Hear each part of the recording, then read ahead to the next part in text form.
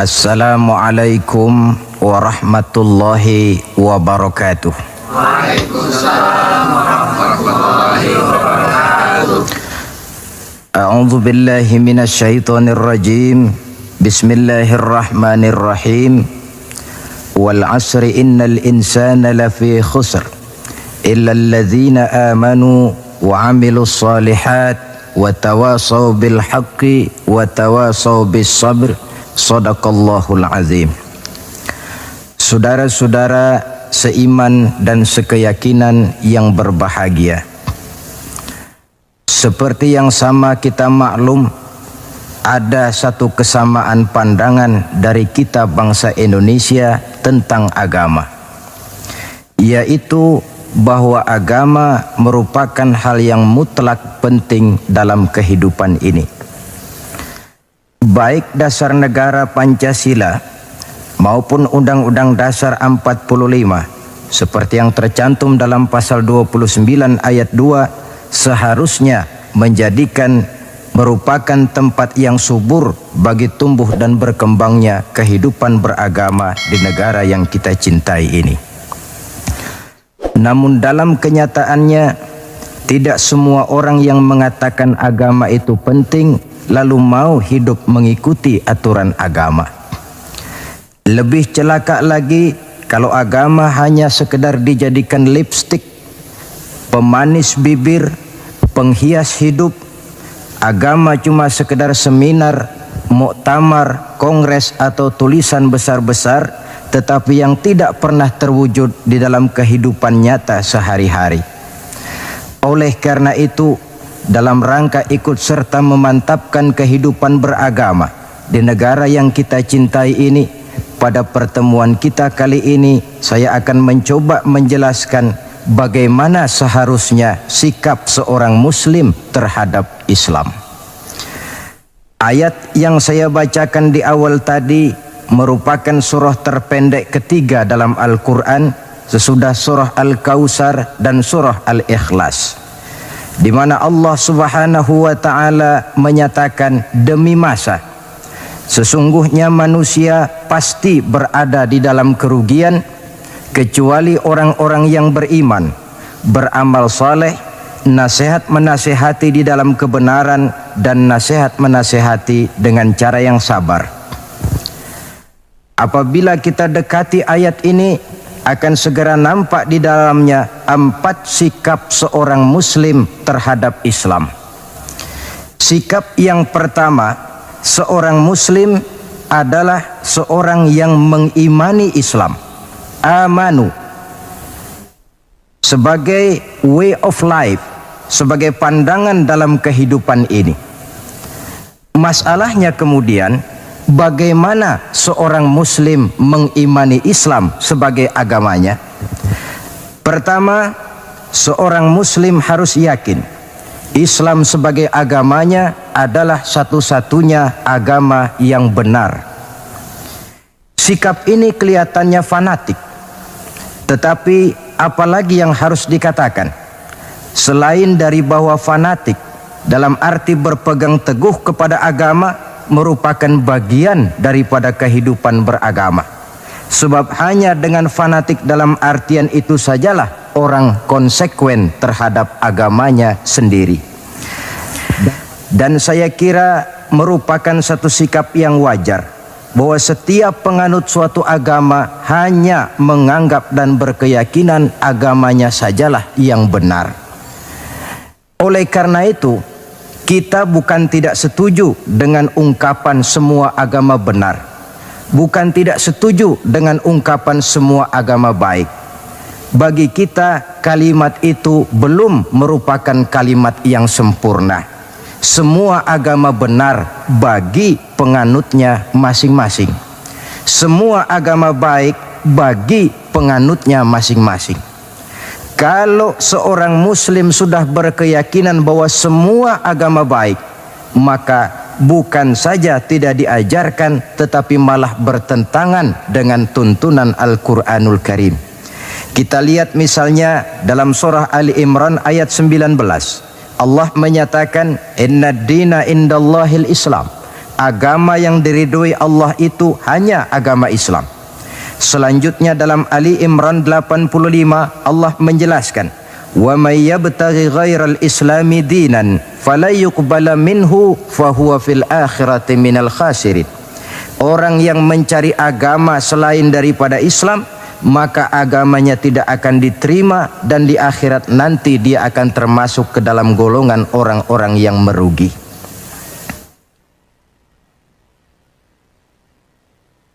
Perkara bahwa kita menghormati orang lain agama itu tentu, apalagi sebagai bangsa yang sedang melaksanakan pembangunan, kita perlu menjaga kesatuan dan persatuan kita sebagai bangsa.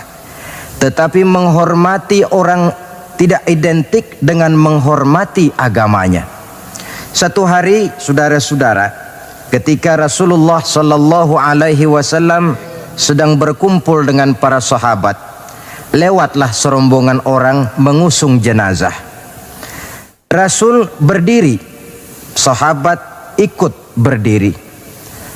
Ketika jenazah sudah lewat, seorang sahabat memberitahu, ya Rasul, yang tadi diusung orang itu jenazah Yahudi. Kenapa Tuhan berdiri memberikan hormat sampai kita juga ikut berdiri? Jenazah Yahudi, kata Rasul. Iya. Orang bukan itu. Ya orang, kalau orang sih. Nah, kalau kau lihat orang diusung macam itu berdiri, sudah mati sekalipun masih diberikan penghormatan. Tetapi itu manusianya. Perkara agama kita dibatasi oleh ayat lakum dinukum waliyadin. Bagi Tuhan agama Tuhan, bagi kami agama kami. Tuhan silahkan melaksanakan agama Tuhan, kami akan melaksanakan agama kami. Kami hormati Tuhan, Tuhan juga hormat kepada kami.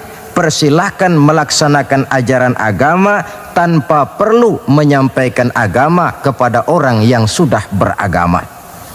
Inilah sikap yang perlu ditegakkan agar kita jangan ngambang di dalam kehidupan beragama dengan memandang semua agama sama saja, semua agama benar, yang pada akhirnya kita tidak akan punya prinsip di dalam memegang teguh ajaran agama kita.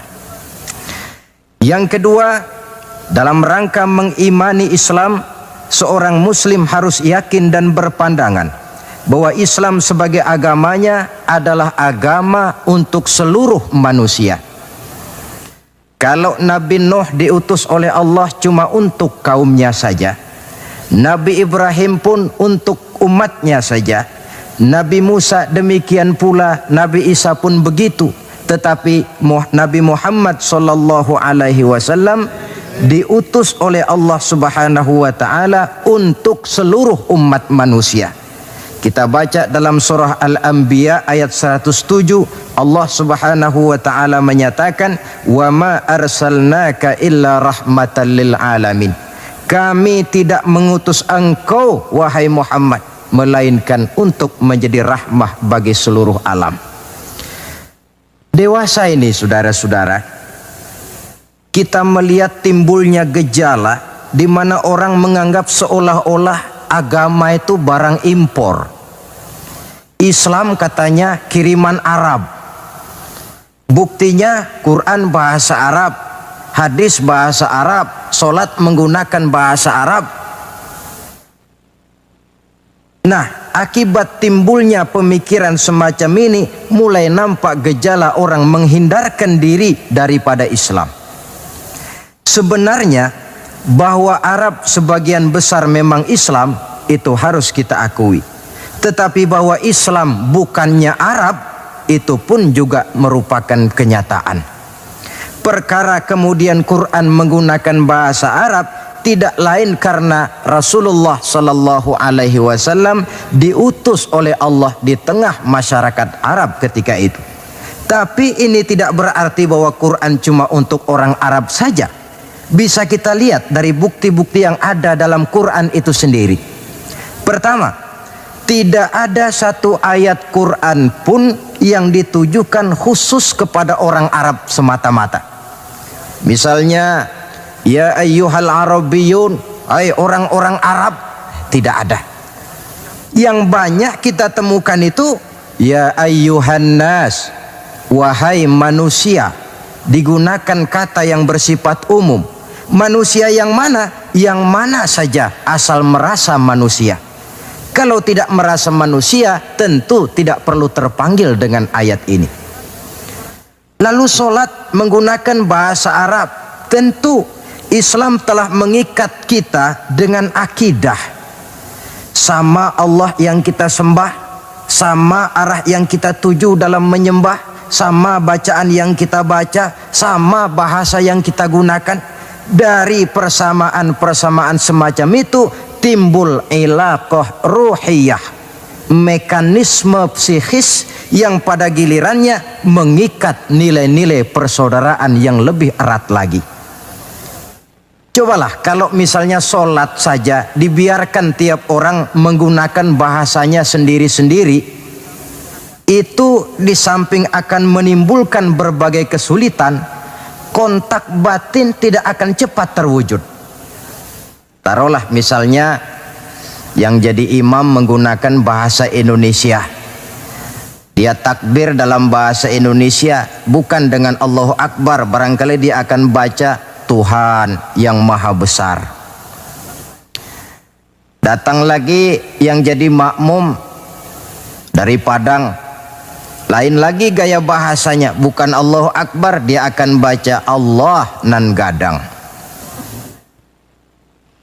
Datang pula kemudian saudara kita dari Jawa Barat, takbir lagi dia dengan bahasanya Gusti Allah anu ageng. Lalu paling akhir barangkali datang anak Betawi, jadi makmum dia takbir lagi pakai bahasa Betawi, Tuhan yang gede banget. Kalau cara sholat saja sudah semacam ini, mekanisme psikis itu kan tidak akan cepat terwujud. Jadi bahwa Arab memang Islam, tapi Islam bukannya Arab. Sama dengan logika bahwa monyet itu adalah binatang, tetapi binatang bukan monyet. Monyet cuma salah satu jenis dari sekian ratus jenis binatang yang ada di alam ini. Sebab itu mengikuti Islam tidak berarti mengikuti Arab, tetapi mengikuti kebenaran yang diturunkan oleh Allah Subhanahu wa ta'ala. Maka seorang muslim harus yakin Islam adalah agama untuk seluruh manusia. Yang ketiga, dalam rangkaian mengimani Islam, seorang muslim harus yakin dan berpandangan Islam sebagai agamanya adalah agama terakhir yang dibawa oleh Rasul terakhir. Tidak ada Rasul sesudah beliau dan tidak ada agama lagi sesudah Islam. Dalam surah Al-Ahzab ayat 40 kita temukan penjelasan dari Allah Subhanahu wa ta'ala, "Ma kana Muhammadun aba ahadim min rijalikum walakin Rasulullah wa khataman nabiyyin." Muhammad itu bukan bapak dari salah seorang kamu. Ia adalah utusan Allah dan penutup para nabi. Sebagai konsekuensi daripada ini ialah bahwa jikalau di zaman sekarang ini ada orang mengaku menjadi nabi, ada orang mengaku menjadi rasul, biar serbannya besar, biar jubahnya hebat, biar jenggotnya nyengser sampai ke bawah, biar bahasa Arabnya fasih, mengaku dia menjadi rasul, kita wajib untuk tidak percaya.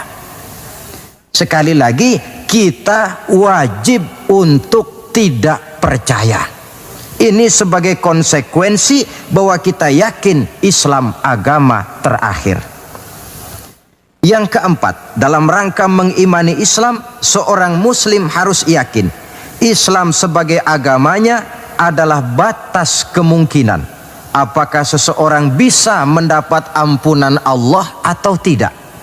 Dengan kata lain, Islam adalah batas antara sorga dan neraka.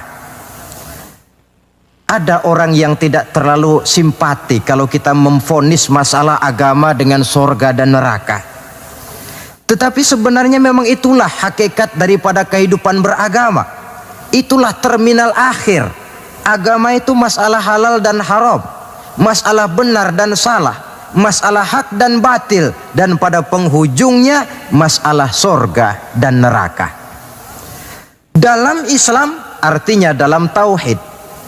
Dalam tauhid artinya dalam daerah kemungkinan memperoleh ampunan. Di luar Islam, di luar tauhid. Di luar tauhid, syirik.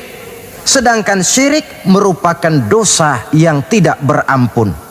Kita baca dalam surah An-Nisa ayat 48 yang diperkuat pada surah yang sama ayat 116. Allah menjelaskan, innallaha la yaghfiru ayyushraka bihi syai'a wa yaghfiru ma duna dzalika liman yasha. Allah tidak akan memberikan ampun kepada orang yang menyekutukannya dengan sesuatu, tapi Allah akan mengampunkan dosa yang selain itu bagi orang yang dikehendakinya. Jadi yang namanya dosa, sepanjang tidak syirik, sepanjang orang tidak menyekutukan Allah, bagaimanapun besarnya dosa, masih dalam batas-batas kemungkinan memperoleh ampunan Allah. Kalau sudah di luar tauhid, jatuh kepada syirik, sudah di luar jangkauan kemungkinan untuk mendapatkan ampunan dari Allah Subhanahu wa ta'ala. Saudara-saudara seiman dan sekeyakinan,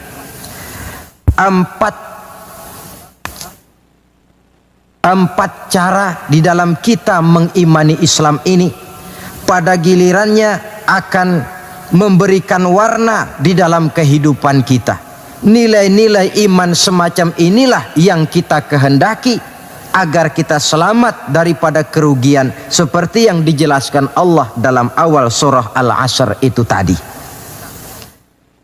Nah, sekarang sikap yang kedua. Bagaimana sikap seorang muslim terhadap Islam setelah amanu, setelah dia mengimani Islam? Yang kedua, wa amilus shalihat. Seorang muslim adalah seorang yang mengamalkan Islam. Sebab apa? Kita tentu maklum, iman konsepsi ideologis yang bersifat abstrak, sedangkan amal refleksi yang ditimbulkan oleh nilai-nilai iman itu. Iman ibarat strom, tidak nampak oleh pandangan mata zahir. Kita tidak bisa melihat strom itu. Yang bisa kita lihat gejala yang ditimbulkan oleh strom, baik dalam bentuk terang misalnya, suara, gema, gerak, dan sebagainya. Iman tentu saja tidak kelihatan, tapi bisa dinilai dari amal yang dikerjakan oleh orang. Artinya, kalau ada iman, tentu dia beramal. Iman mendorong manusia untuk beramal. Itulah sebabnya dalam banyak ayat-ayat Al-Quran, kata-kata amanu selalu berangkaian dengan wa amilus shalihat. Amanu wa amilus shalihat, sebagai pertanda bahwa iman dan amal merupakan hal yang tidak terpisahkan satu sama lain. Nah, untuk bisa hidup mengamalkan Islam, tentu harus didahului dengan mengilmui Islam. Sebab bagaimanapun juga mengamalkan Islam tanpa didasari oleh mengilmui Islam, maka besar kemungkinan amaliyah kita akan sia-sia adanya. Yang akan rugi tentu kita sendiri. Oleh sebab itu, setelah mengimani Islam, kita berkewajiban mengamalkan Islam dengan didahului oleh pengetahuan tentang Islam.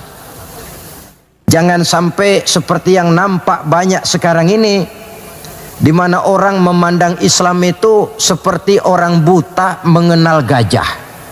Ini yang barangkali dalam istilah para sosiolog disebut dengan frame of reference, kacamata pandangan yang salah. Ada 3 orang buta dilepas ke kebun binatang, disuruh kenal gajah. Saya yakin laporannya pasti lain-lain. Orang buta pertama datang, lapor Pak, yang namanya gajah kecil panjang seperti ular. Kenapa dia laporan macam ini? Sebab kebetulan yang dia pegang ekornya. Datang orang buta kedua, ngotot. Salah Pak itu, tidak betul. Yang paling betul saya Pak. Kalau gajah itu Pak, kecil, besar, tipis, lebar. Seperti kipas. Sebab apa? Karena kebetulan yang dia pegang telinganya. Lalu orang buta ketiga datang, lebih ngotot lagi dari yang kedua ini. Pak, dua-duanya Pak salah, tolol bin goblok. Yang paling betul itu saya Pak. Yang namanya gajah itu Pak, besar tinggi macam pohon kelapa. Sebab apa? Kebetulan yang dia pegang kakinya. Salahkah mereka? Tidak salah. Cuma datanya belum lengkap. Baru kenal ekor gajah sudah berani mengambil kesimpulan itulah gajah. Yang satu baru kenal telinga gajah sudah menarik konklusi itulah gajah. Dan yang lain baru tahu dan baru kenal kaki gajah sudah mengemukakan pendapat itulah dia gajah. Buat orang yang sudah kenal betul gajah, tentu dia ditertawakan. Bagi orang yang belum kenal gajah, dia menyesatkan. Hal semacam ini bukan saja tidak mendidik, tetapi pada akhirnya akan membingungkan orang yang belum kenal kepada gajah. Dengan kata lain, di dalam mengilmui Islam, kita harus berupaya melihat dan memandang Islam itu secara totalitas, secara keseluruhan, memandang dan melihat Islam dari berbagai seginya. Sehingga dengan demikian akan terbuka nuansa pandangan mata kita melihat kebesaran, kelengkapan dan kesempurnaan daripada ajaran agama kita sendiri. Nah, kalau nilai-nilai iman diwujudkan dan dibuktikan dengan pengamalan kita tentang Islam, barulah nilai iman kita itu beroleh wujudnya yang konkret di dalam amalan-amalan kita sehari-hari. Tanpa itu iman cuma tinggal sekedar kata. Akidah cuma tinggal sekedar keyakinan dan fondasi yang tanpa perwujudan di dalam realita kehidupan ini. Demikian sikap yang kedua. Lalu yang ketiga, saudara-saudara, setelah mengimani Islam kemudian mengamalkan Islam, seorang muslim harus mendakwahkan Islam. Tawasau bil haqqi, nasihat menasihati di dalam kebenaran. Pada hakikatnya setiap kita ini mubaligh. Setiap kita berkewajiban menyampaikan dakwah kepada orang yang belum atau kurang mengetahui suatu persoalan yang kebetulan kita lebih mengetahui tentang itu.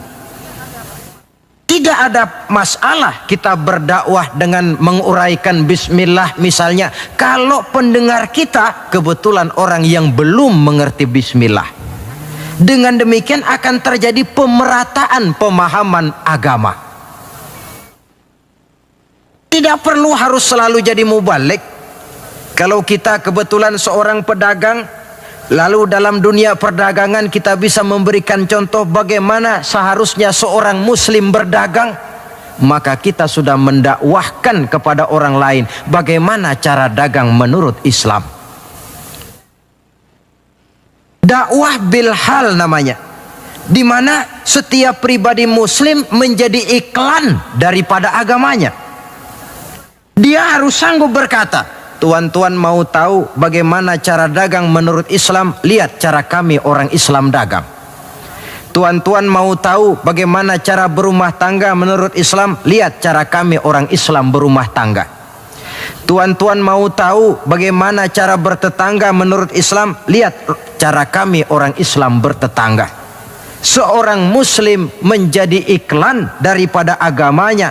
Dakwah bil hal, dakwah dengan perbuatan langsung, memberikan contoh kepada masyarakat bagaimana tuntutan kehidupan beragama yang kita laksanakan dalam kehidupan sehari-hari.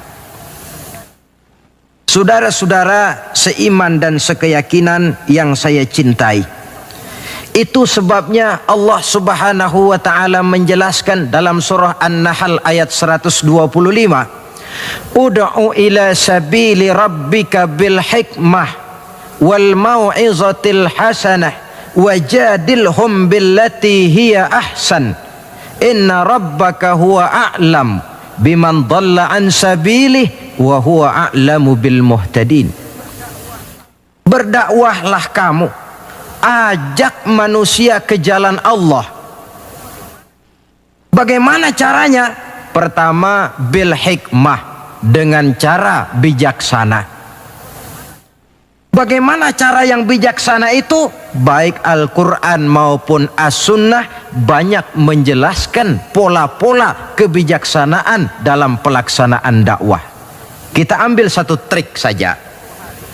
Satu hari datanglah seseorang menghadap kepada Rasulullah Sallallahu Alaihi Wasallam. Yang datang ini, kalau istilah sekarang, biang okem. Datang dia menghadap baginda Rasul. Sesampainya di sana, dia bilang, "Ya Rasul, bagaimana? Saya ini mau masuk Islam, boleh apa tidak?" Boleh. Lalu dia mengucap 2 kalimat syahadat. Setelah selesai mengucap 2 kalimat syahadat, dia berkata lagi, "Ya Rasul, saya sekarang sudah masuk Islam." Bagus. "Saya cinta Islam." Bagus. "Saya juga cinta kepada Anda ya Rasul." Bagus. "Cuma saya juga cinta kepada dosa ya Rasul. Terus terang saja, saya ini suka judi, saya suka zina, dan saya senang mabuk, dan saya belum bisa meninggalkan semua itu." Marahkah Rasul mendengar keterus-terangan orang ini? Dihardikkah orang ini oleh Rasul? "Macam apa kau, sama Islam cinta, sama dosa juga cinta?" Ternyata tidak. Mendengar keterus-terangan orang ini, baginda Rasul tersenyum. Seraya bersabda, "La ba'sa bi." Tidak apa-apalah. "Jadi kau senang zina?" "Iya." "Mabuk?" "Wah, hampir tiap malam saya teler." "Judi?" Itu lagi hobi saya." "Dan kau belum bisa tinggal semua itu?" "Belum ya Rasul." "Tidak apa-apalah. Cuma begini saja. Mau tidak kau janji dengan saya?" "Apa ya Rasul?" "Mulai sekarang kau akan meninggalkan dusta. Kau akan jadi manusia jujur, jangan bohong. Satu itu saja yang saya minta. Sanggup?" "Cuma itu ya Rasul." "Cuma itu?" Saya kira apa? Kalau cuma urusan gak bohong sih gampang lah itu. Sanggup saya." "Sanggup?" "Sanggup." "Mari berjanji." Dijabat tangannya oleh Rasul, berjanji tidak akan bohong dia. Dalam perjalanan pulang, orang ini berkata dalam hati, "Ma ashala ma talaba hadzan nabiyil karim." Alangkah mudahnya permintaan Rasul ini. Saya sudah berterang-terangan suka judi, suka zina, suka mabuk. Tidak disuruhnya meninggalkan semua itu, cuma diminta jangan bohong saja. Dia kira orang nggak bohong itu gampang.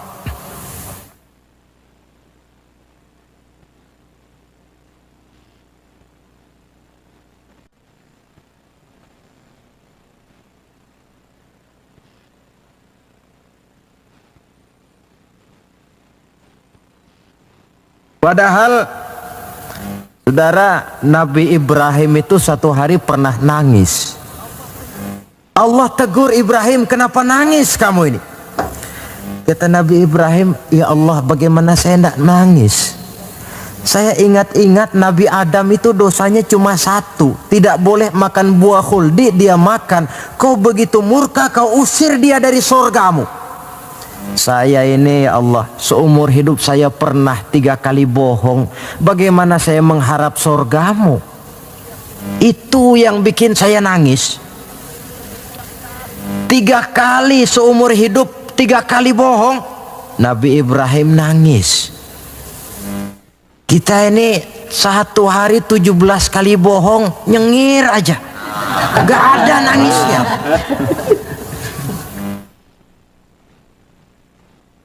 Saudara hadirin,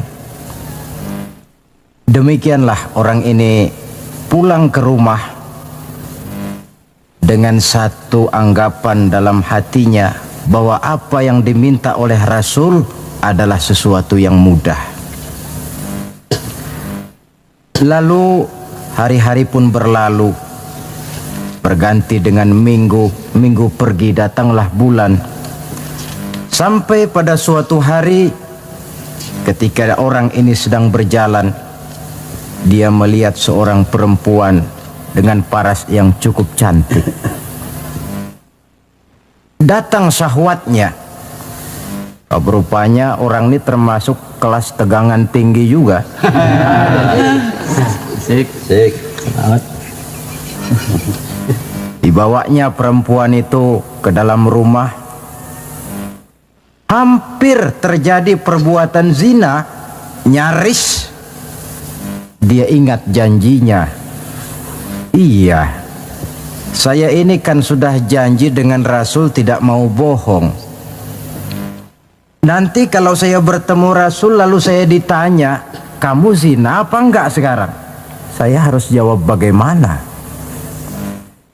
Kalau saya bilang iya, tentu hukum berlaku.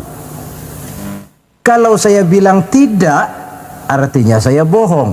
Padahal saya sudah berjanji tidak mau bohong. Peranglah antara bisikan iman dan bisikan nafsunya. Ternyata kemudian bisikan iman ini menang. Tidak jadi dia lakukan perbuatan zina itu. Lain waktu dia melihat sesuatu yang indah menawan, terdetik dalam hatinya mau mencuri.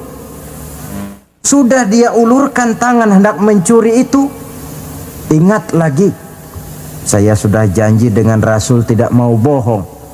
Kalau satu hari saya bertemu beliau ditanya saya, kau mencuri apa tidak? Bagaimana saya harus menjawab? Saya katakan iya, tentu hukum berlaku. Kalau saya bilang tidak, artinya saya bohong. Perang lagi iman dan nafsunya. Akhirnya iman menang, tidak jadi dia mencuri. Begitulah orang ini tiap kali mau melakukan kejahatan, ingat janjinya kepada Rasul bahwa dia tidak mau bohong. Sampai akhirnya dia tidak pernah jadi melakukan berbagai macam kejahatan. Paling akhir dia datang menghadap Rasul, ya Rasul sodakta, ya Rasul Anda benar. Kenapa? Yang Anda minta cuma satu, jangan bohong. Tapi rupanya itu pokoknya ya Rasul. Saya ternyata tidak berkutik. Sampai paling akhir dia menjadi salah seorang sahabat yang terbaik dari baginda Nabi. Sebab apa? Hanya diminta meninggalkan bohong oleh Rasul. Ini pola dakwah yang dilaksanakan oleh Rasul dengan cara bijaksana. Processingnya melalui tahapan yang sesuai dengan kemampuan orang. Contoh lain, satu hari datanglah seorang sahabat melapor, halaktu ya Rasulullah, wahai Rasul celaka saya ini. Ma'ahlakaka, apa yang bikin kamu celaka? Dia bilang, waqa'tu ala imra'ati fi Ramadan. Saya lagi puasa Ramadan. Saya enggak tahan sama istri saya itu. Lalu nyelonong ya Rasulullah. Rupanya pengantin baru ini. Kata Rasul, nyelonong bagaimana? Ya nyelonong-nyelonong. Kalau memang begitu, bayar dendanya. Apa dendanya ya Rasul? Bebaskan budak. Waduh, saya tidak punya budak ya Rasulullah. Tidak punya? Tidak punya. Puasa, 2 bulan berturut-turut. Ya Rasul, tidak kuat saya. Tidak kuat. Tidak kuat, jangankan yang 2 bulan, yang sebulan aja nyelonong. Bagaimana yang 2 bulan, saya tidak sanggup ya Rasul. Kalau memang tidak sanggup juga, beri makan 60 fakir miskin, 1 orang 1 mud. Ya Rasul, jangankan memberi makan 60 fakir miskin, istri saya ini di rumah 1 hari masak, 3 hari libur. Saya ini orang susah. Lagi pula saya pikir orang ini kebangetan juga, sudah melarat sama larangan kok berani. Rasul tersenyum kemudian masuk ke dalam kamar, keluar lagi beliau membawa sekeranjang kecil kurma. Kalau kau memang tidak punya apa-apa, bawa pulanglah ini, sedekahkan kepada orang-orang miskin di kampungmu sebagai pembayar dendamu. Ya Rasulullah, apa lagi? Di kampung saya itu yang paling miskin saya. Bukan main. Akhirnya Rasul cuma senyum, beliau bilang, ya sudah, bawa pulanglah nih, beri makan anak istrimu di rumah. Sudah melanggar larangan, dapat korma pula. Pola kebijaksanaan semacam ini menunjukkan elastisitasnya watak Islam itu. Tidak kalau sudah begitu ya mesti begitu. Kita saja kan besar ini lewat tahapan. Begitu lahir kita cuma minum air susu ibu. Meningkat besar sedikit baru kita makan pisang. Lalu sudah besar lagi, agak besar lagi, baru bubur. Sudah besar betul, baru makan nasi. Lebih besar lagi, barangkali termasuk jengkol dan sebagainya.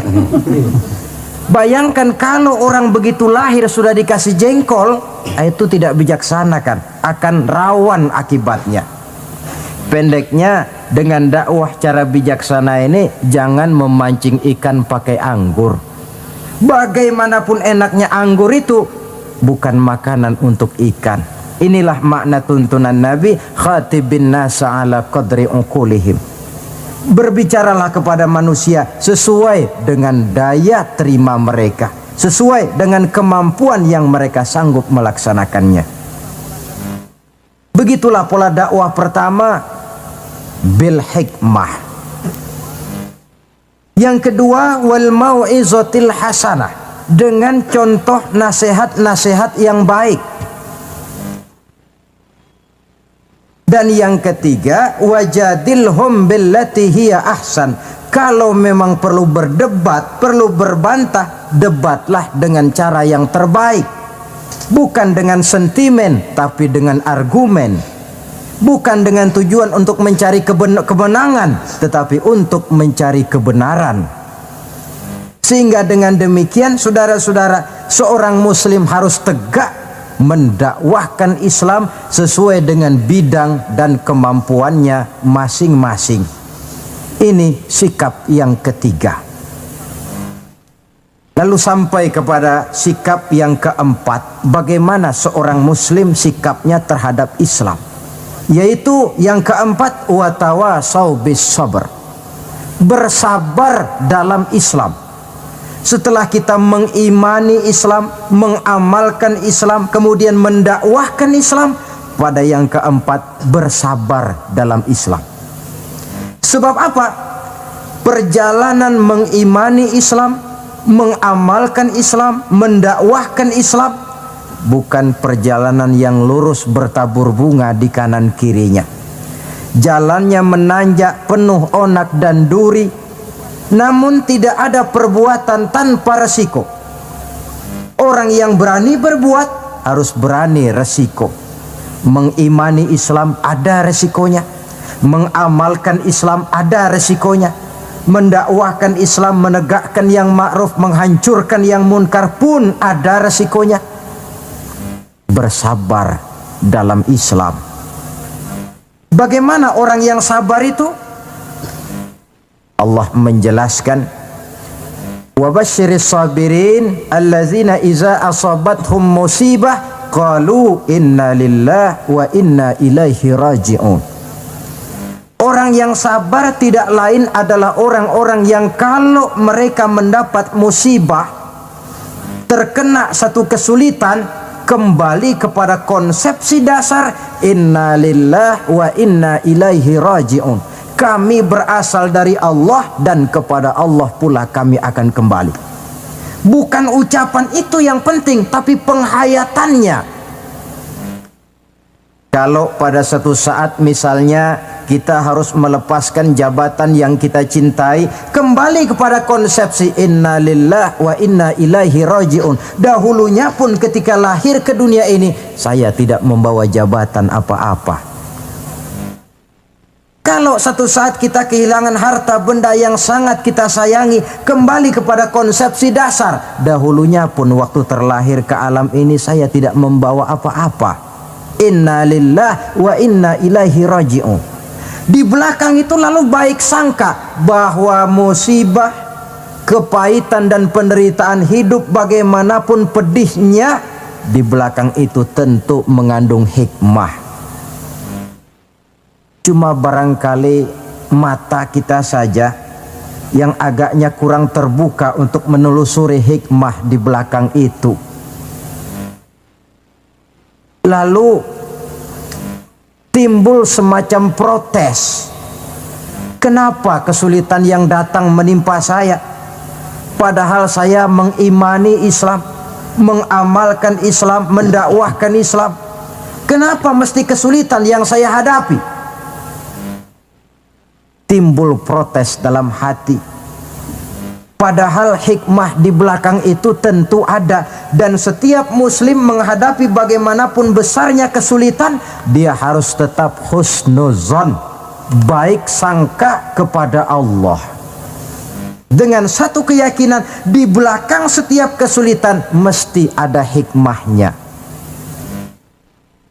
Dahulu ada seorang petani, dia selesai bekerja di ladang, istirahatlah dia, tidur di bawah pohon beringin.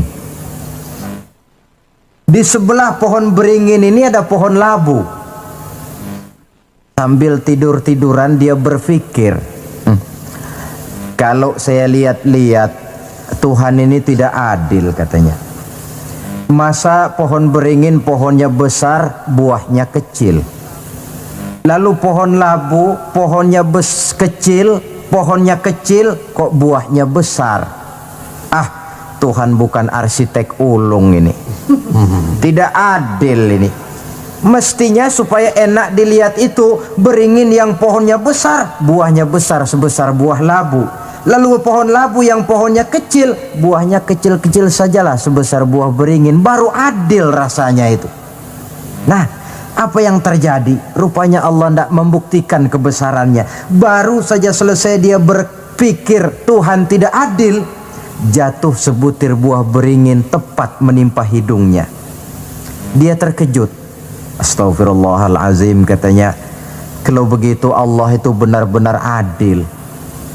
Coba kalau buah beringin sebesar buah labu, lalu barusan jatuh menimpa hidung saya, rasanya sudah tidak karu-karuan potongan muka saya ini. Baru terbuka pandangan matanya, baru terlontar perkataan Allah Maha Adil setelah dia bertemu dengan pengalaman yang dia rasakan sendiri. Jadi di belakang segala kesulitan itu ada hikmahnya. Di belakang segala kepahitan hidup itu ada manisnya. Maka Allah membimbing kita bersabar dalam mengimani Islam, mengamalkan Islam, dan mendakwahkan Islam. Konsepsi kesabaran kembali kepada satu keyakinan, semuanya datang dari Allah, semuanya pun bakal kembali juga kepada Allah. Kita bisa hidup, berbuat banyak, menjadi ini dan itu, berusaha segala macam lantaran kita hidup. Kita hidup ini lantaran ada roh dalam jasad kita. Roh ini pun sebenarnya kita bukan hak milik mutlak, cuma sekedar hak pakai saja. Kapan waktu diambil oleh si sang pemilik mutlak, tidak ada kekuasaan kita untuk mencegahnya. Yang paling vital macam itu pun tidak ada kemampuan kita mempertahankannya. Apalah lagi yang menempel dalam hidup seperti harta, jabatan, dan lain sebagainya. Roh saja kita sudah tidak mampu mempertahankannya. Saudara hadirin yang berbahagia, maka keuntunganlah yang akan diperoleh bagi mereka yang sabar, tabah, ulet, dan tahan uji menghadapi segala macam ujian dan cobaan di dalam dia mengimani, mengamalkan, dan mendakwahkan Islam. Barangkali orang bertanya, kenapa sih kok orang-orang yang beriman saja yang kelihatannya banyak sekali diuji? Nah, itulah yang masalahnya memang. Justru yang beriman yang diuji. Lagi pula kalau tidak ada imannya, yang mau diuji apanya dong?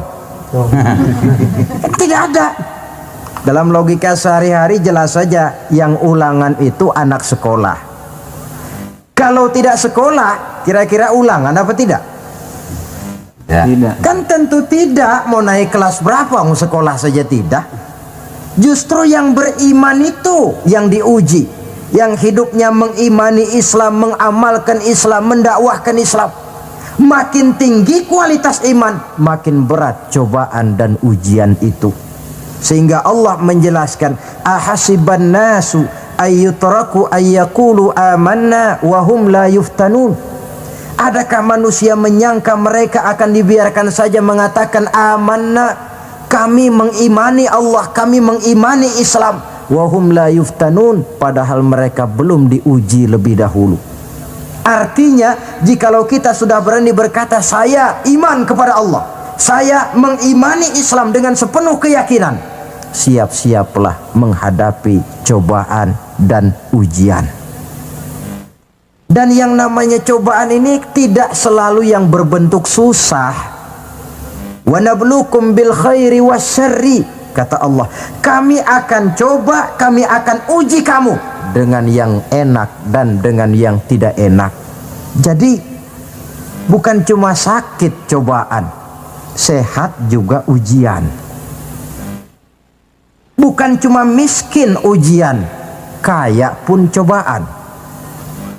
Tidak punya uang, cobaan.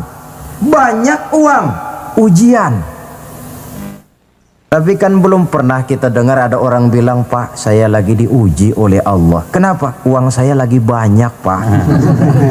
Belum ada orang berkata macam begitu. Kalau sudah bangkrut, pailit, nah barulah dia merasa diuji Allah.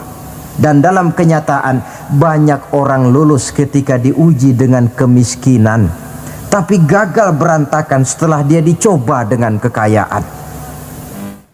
Banyak yang ingat Allah dikala dia sakit, dan manakala dia sudah sehat, Allah pun dilupakan.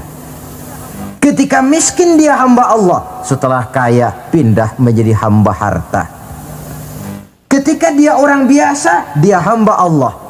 Naik pangkat, punya jabatan, pindah budak pangkat, budak jabatan. Tidak sesuai lagi antara ucapan dan perbuatannya. Baik, barangkali kita bercermin dari kehidupan seorang nabi, yaitu Nabi Ayub alaihi salam. Beliau ini orang kaya. Iblis itu paling tidak senang kalau ada orang baik. Dia lapor, wahai Allah, hambamu yang namanya Ayub ini dia rajin ibadah cuma karena kaya saja kau berikan harta. Coba kalau dia bangkrut, jatuh miskin, rasanya dia berhenti ibadah. Ah, iblis, aku tahu Ayub itu hambaku yang ikhlas. Saya buktikan ya Allah, silakan. Turunlah iblis ke alam ini. Mula pertama yang dia rusak adalah harta benda Nabi Ayub. Sawah ladang dibikin rusak, binatang ternak binasa. Sehingga dalam waktu relatif singkat jatuhlah Nabi Ayub dari orang paling kaya menjadi orang paling miskin. Kalau orang miskin jadi orang kaya, itu rasanya tidak terlalu, ya paling-paling lupa diri. Tapi kalau sudah dari kaya, tahu-tahu jatuh miskin, ini yang kalau kurang-kurang kuat kan bisa mengalami semacam mental breakdown, mengalami komplikasi. Waktu itu Nabi Ayub sedang ibadah di mihrab dalam masjid, datang iblis. Saudara Ayub, iya. Sedang ibadah ya? Iya. Menyembah Allah? Iya. Tahu nggak kau ini? Kenapa? Allah yang sedang kau sembah ini dia sudah bikin miskin kamu. Sawah ladangmu rusak, binatang ternakmu binasa, dan kau sekarang sudah jadi orang paling miskin. Buat apa menyembah Tuhan macam itu yang sudah bikin miskin kamu?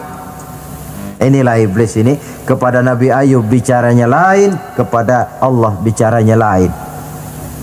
Kata Nabi Ayub, benar itu. Benar. Sawah ladang saya rusak. Iya. Binatang ternak saya binasa. Iya. Dan saya sekarang jadi orang paling miskin. Betul. Kata Nabi Ayub, beliau malah tidak mengucapkan innalillah. Yang beliau ucapkan apa? Alhamdulillah alladzi a'tani wa akhaza minni.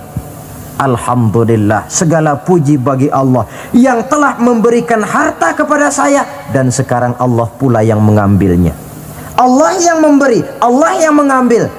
Tidak ada masalah bagi Allah. Iblis cuman ibadah jalan terus. Kembali beliau ibadah. Keki bukan main iblis ini.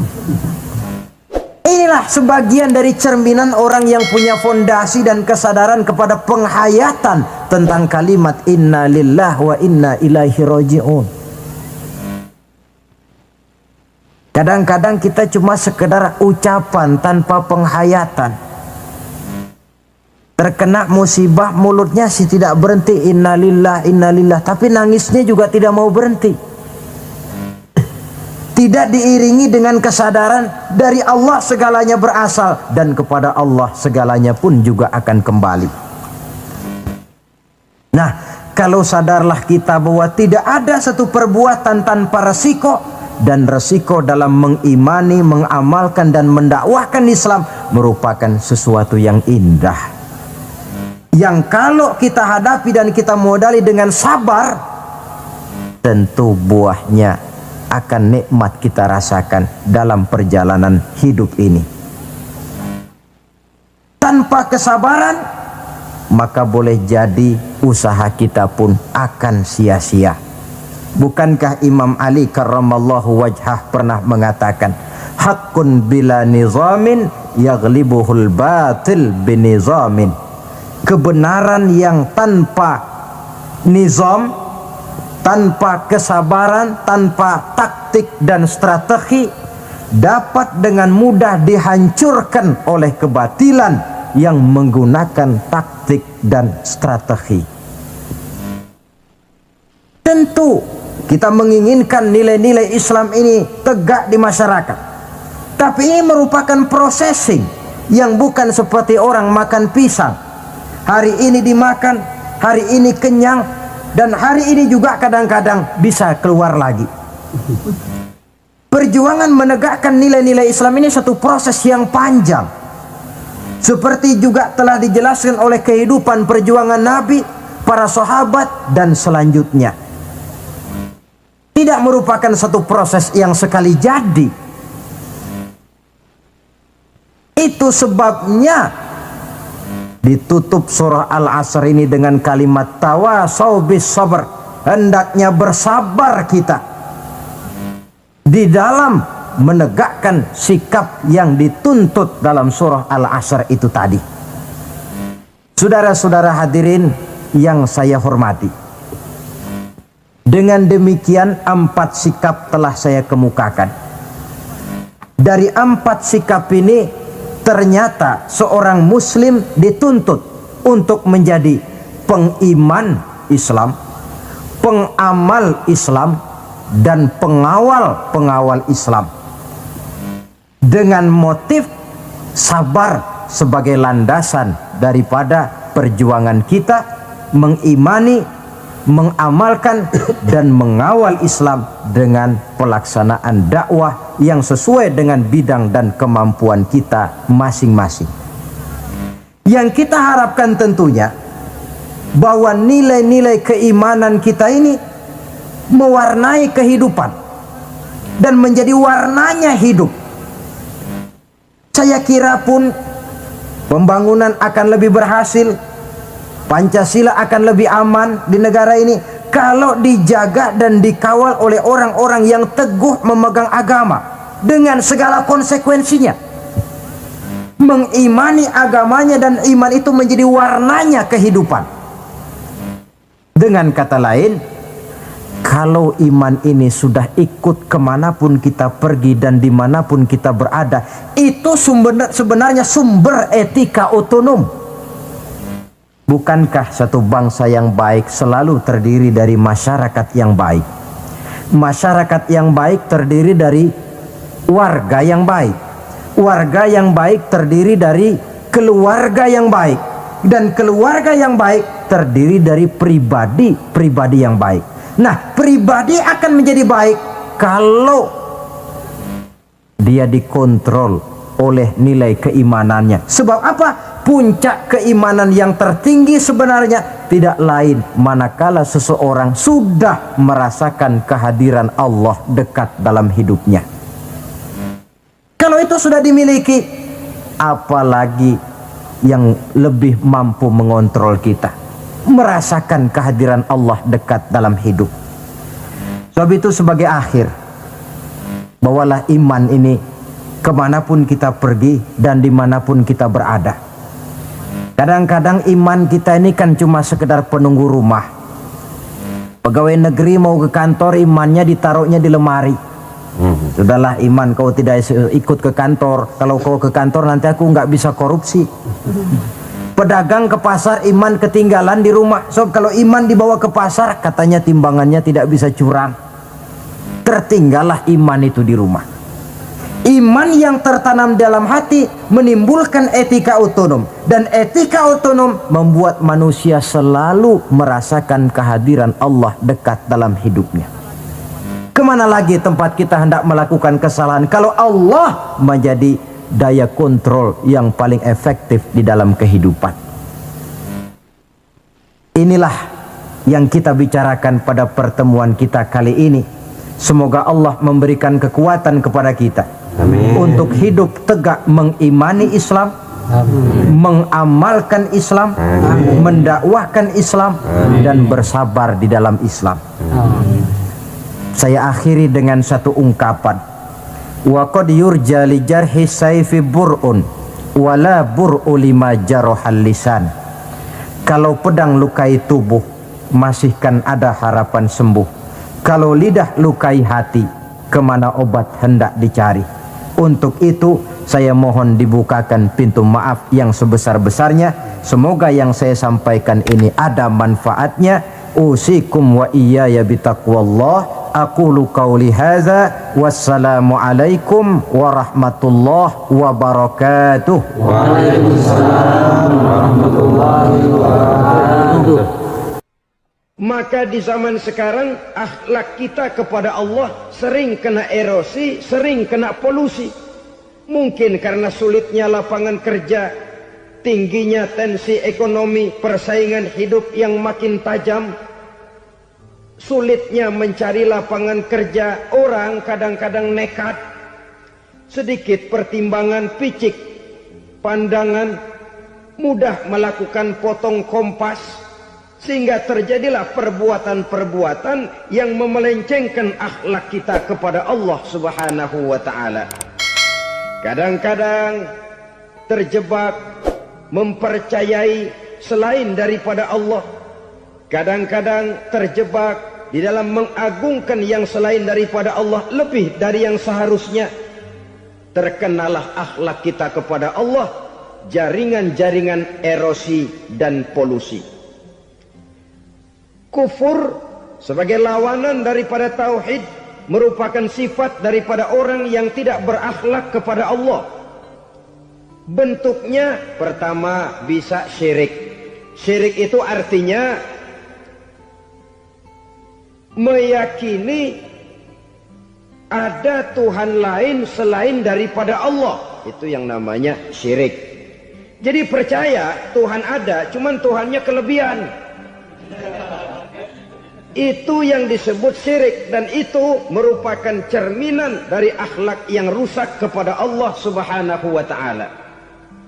Berkeyakinan Tuhan lebih dari satu, berkeyakinan bahwa Tuhan itu beranak atau diperanakkan, atau mengagungkan sesuatu sama dengan Allah, atau menjadikan yang selain Allah sebagai tujuan akhir daripada perjalanan kehidupan ini, maka itu sudah terjebak kita dalam musyrik.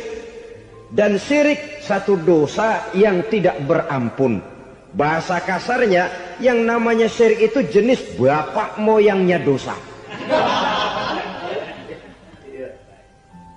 Saudara-saudara, sebab itu saya pesan, kalau memang terpaksa, biasanya yang tinggal di kota-kota besar itu kalau tidak kepengen dosa kan susah. Kalau terpaksa harus bikin dosa, cari yang kecil-kecil saja, yang kira-kira taubatnya gampang. Umpamanya pulang sholat Jumat nukar sendal, umpama, yaitu jelas dosa. Tapi dosa yang taubatnya agak mudah. Jangan sampai terjebak ke dalam syirik, menyekutukan Allah. Kalau sudah menyekutukan Allah, Allah dimadu, murka benar Allah kepada kita. Innallaha la yaghfiru ayyushraka bih wa yaghfiru ma duna dzalika liman yasha. Allah tidak akan memberi ampun kepada orang yang menyekutukannya dengan sesuatu, tapi Allah mau mengampunkan dosa yang selain itu bagi orang yang dikehendakinya. Jadi orang-orang yang sudah terjebak syirik, menyekutukan Allah, meyakini ada Tuhan lain selain daripada Allah, meyakini Tuhan beranak atau diperanakkan, bagaimanapun baiknya mereka di dunia, bagaimanapun sosial jiwanya, bagaimanapun pemurah tangannya memberikan santunan dan pertolongan kepada orang lain, kalau sudah syirik, seluruh nilai kebaikannya akan tidak ada gunanya lagi, karena tidak ada tempat nilai kebaikan itu bergantung. Sedangkan kita berbuat baik agar diterima oleh Allah. Kalau Allahnya marah kepada kita, siapa yang akan menerima nilai kebaikan itu sendiri? Ini bentuk yang pertama.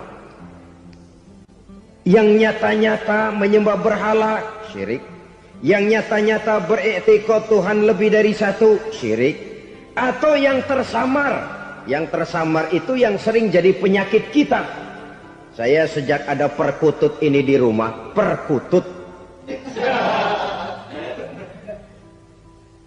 Saudara-saudara, yang merusak akhlak kepada Allah, yang merusak tauhid setelah syirik, bisa juga berbentuk nifak. Nifak itu sifatnya, orang yang punya sifat nifak disebut munafik. Asal katanya dari nafakun. Nafakun itu satu lubang yang punya dua muka, seperti goa, ada tempat masuk, ada tempat keluar. Maka munafik orang yang punya dua muka.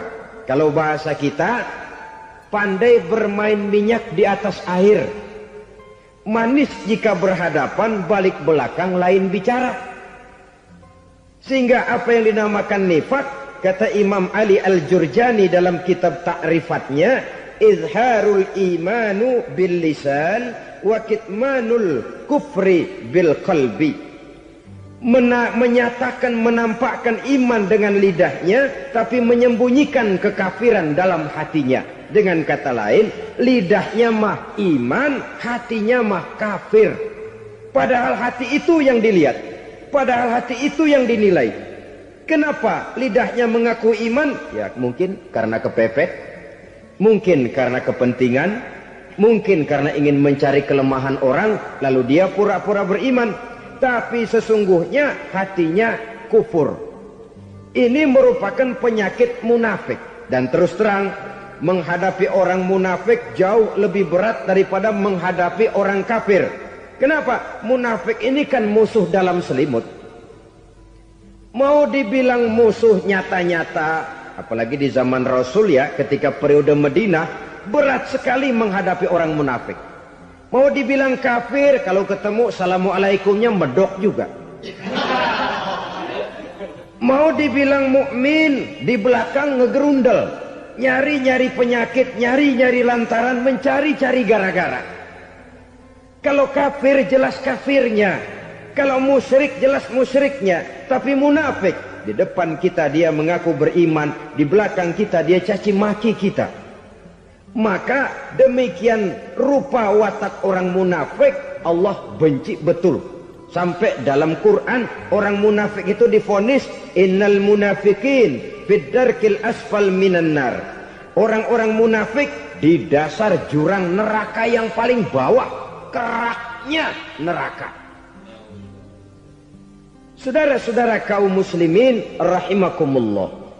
Sebab munafik sangat berbahaya, membahayakan umat, membahayakan agama. Di depan kita mereka ngaku pura-pura beriman. Kalau pidato luar biasa, memuji agama setinggi langit, menampakkan seolah-olah dia orang yang dekat dengan agama. Saudara-saudara, agama penting, agama mutlak. Tapi yang ngomong begitu agamanya apa? Remeng-remeng. Cuma sekedar lipstick, cuma sekedar dekorasi, cuma sekedar kamuflase. Buat ngibuli orang lain, dia mengaku beragama, mengatakan agama mutlak, menganggap agama penting, seolah-olah memperhatikan benar tentang tatanan kehidupan beragama, tapi sebenarnya di hatinya tidak lebih berkecamuk penyakit-penyakit kufur. Maka sifat munafik ini termasuk menodai tauhid, artinya merusak akhlak kita kepada Allah Subhanahu wa ta'ala. Sifat yang ketiga yang juga merusak akhlak kita kepada Allah dinamakan riddah. Riddah itu sifatnya, orang yang punya sifat riddah disebut murtad. Murtad keluar dari Islam. Keluar dari Islam tentu tadinya di dalam Islam. Oleh satu perbuatan dia bisa menjadi murtad. Misalnya tadinya dia iman benar kepada Allah, tapi melarat. Kadang-kadang sehari masak, 3 hari libur. Akhirnya oleh kesulitan ekonomi dia tidak kuat. Ada yang menawarkan kebaikan, dibawain supermi, dibawain obat-obatan, diberikan beras. Goyah imannya. Keluar dia dari Islam, ikut agama orang yang memberikan pertolongan kepadanya, memilih kesenangan sebentar dengan mengorbankan kebahagiaan yang kekal. Maka orang semacam itu riddah sifatnya, murtad orangnya, keluar dari Islam. Dan yang menyebabkan kita murtad bukan cuma orang nyata-nyata memproklamirkan diri keluar dari Islam tapi lalu mengikuti agama orang lain, bukan cuma itu. Mengakui ada Rasul lagi sesudah Nabi Muhammad bisa menyebabkan kita murtad. Mengingkari nikmat Allah bisa menyebabkan kita murtad. Meyakini semua agama benar bisa menyebabkan orang menjadi murtad. Meragukan kesempurnaan dan kelengkapan Al-Quran bisa menyebabkan orang jadi murtad. Mengingkari sunnah bisa menyebabkan orang menjadi murtad. Banyak hal-hal yang bisa mendatangkan penyakit riddah dan membuat pelakunya menjadi murtad. Dan ini menodai akhlak kita kepada Allah Subhanahu wa ta'ala. Itu tadi kufur iman, saudara-saudara. Nyata-nyata mengingkari Allah, baik dalam bentuk syirik, nifak, ataupun riddah. Kufur yang kedua dinamakan kufur nikmat. Apa itu kufur nikmat? Sitru nikmatil mun'im au ya'malu fi mukhalafatil mun'im. Menutup-nutup nikmat Allah, atau melakukan perbuatan yang menentang, bertentangan dengan kehendak yang memberikan nikmat. Jadi kufur nikmat pertama, nutup-nutupin Tuhan. Tuhan jalingin. Duit lu banyak amat, dari mana? Gua kerja. Lalu kerjanya nomor 1. Orang yang berakhlak kepada Allah, dia akan menjawab, kamu uangnya kok banyak, dari mana? Rizki dari Allah. Caranya, saya kerja. Kerja itu cara, rizki itu dari Allah datangnya. Bukankah di zaman sekarang kita sering terpeleset? Ini merupakan cerminan dari rapuhnya akhlak kita kepada Allah Subhanahu wa taala. Karena usaha saya memang, karena saya peras keringat banting tulang, tentu. Tapi sadarkah kita bahwa sepanjang yang bisa kita lakukan cuma berusaha, peras keringat banting tulang.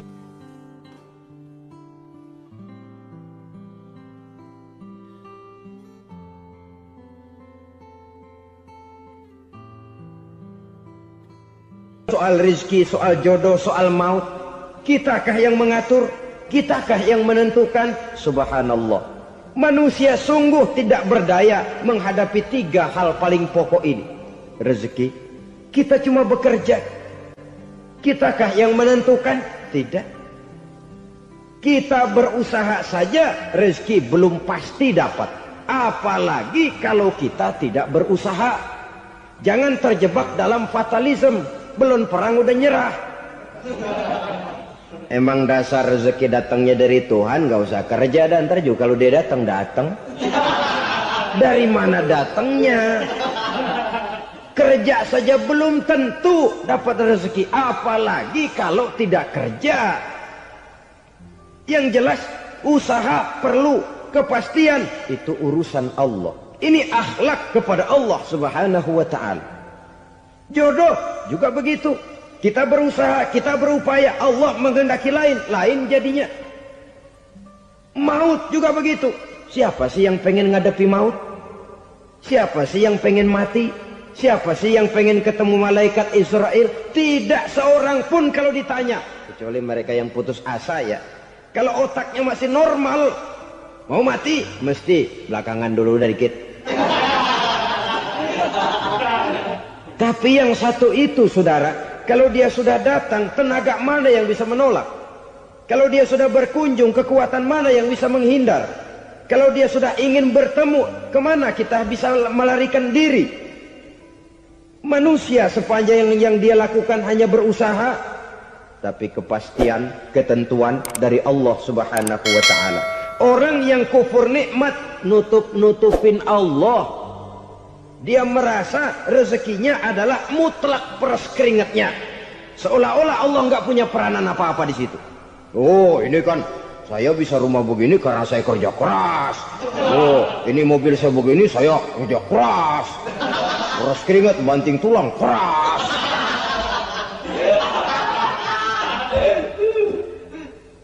Saudara-saudara kaum muslimin rahimahkumullah. Jadi menutup-nutupi Allah. Akibatnya nanti kalau dia berhasil, Allah ketutupan. Kalau dia gagal, orang lain dicaci maki, dicari kambing hitam. Yang kambing hitam kan mahal. Karena orang sering cari-cari kambing hitam. Jarang orang mau jujur kalau bertemu kesulitan lalu mencari sebab pada dirinya sendiri. Yang paling enak ya nyalain orang. Lo begitu. Orang lain yang paling enak kita salahin. Au ya'malu fi mukhalafatil mun'im, atau dia melakukan sesuatu yang tidak sesuai dengan kehendak yang memberikannya nikmat. Diberikan kita tangan, mulut sih nggak berhenti, terima kasih Tuhan, alhamdulillah saya dikasih tangan. Cuma nih tangan enteng mat nabokin orang mulu. Itu sudah mukhalafatul mun'im, bertentangan dengan kehendak yang memberikan nikmat. Diberikan harta, mulutnya mah basah, terima kasih Tuhan, alhamdulillah dikasih harta, tapi pelitnya minta ampun. Kikir, koret, medit. Ini juga termasuk kufur nikmat, mempergunakan suatu nikmat bertentangan dengan kehendak daripada yang memberikan nikmat itu sendiri. Saudara-saudara kaum muslimin rahimakumullah. Oleh karenanya kufur iman memang lebih bahaya daripada kufur nikmat. Tapi jangan lupa, kufur nikmat bisa menyeret orang kepada kufur iman. Dan kalau Allah udah dialingin, Tuhan sudah dinomor duain, lama-lama kenapa dia tidak mendewakan dirinya sendiri? Mendewakan pangkatnya, mendewa-dewakan otaknya, mendewa-dewakan kemampuannya. Pada awalnya dia memang cuma kufur nikmat, tapi lambat laun Kalau ini tidak diobati, secara pasti orang akan mengarah kepada kufur iman. Bisa berbentuk syirik, bisa berbentuk nifak, bisa berbentuk riddah. Saudara-saudara, oleh karena itu menjaga akhlak kepada Allah mutlak penting. Sebab apa? Kita tidak berakhlak kepada manusia saja, kita dikucilkan dari pergaulan. Kalau kita tidak berakhlak kepada Allah, dikucilkan oleh Allah. Hadis qudsi menyatakan, man lam yashkur ala na'mai wa lam yasbir ala balai falyakhruj min tahtis samai falyatlub rabban siwaya. Kata Allah, siapa orang yang tidak mau bersyukur terhadap nikmat yang aku berikan kepadanya dan tidak mau sabar terhadap ujian yang aku berikan kepadanya, falyakhruj min tahtis samai, persilahkan saja keluar dari kolong langitku. Waliyatlub rabban siwaya, tolong cari Tuhan lain selain daripada aku. Murka Allah, diusir, cuman gak kedengeran aja. Siapa yang tidak mau syukur terhadap nikmatku, siapa yang tidak mau sabar terhadap ujian yang aku berikan kepadanya, persilahkan keluar dari kolong langitku ini, cari Tuhan lain selain aku. Langit Tuhan yang punya, Tuhan kita lawan, diusir dari kolong langit, mau pindah ke kolong mana?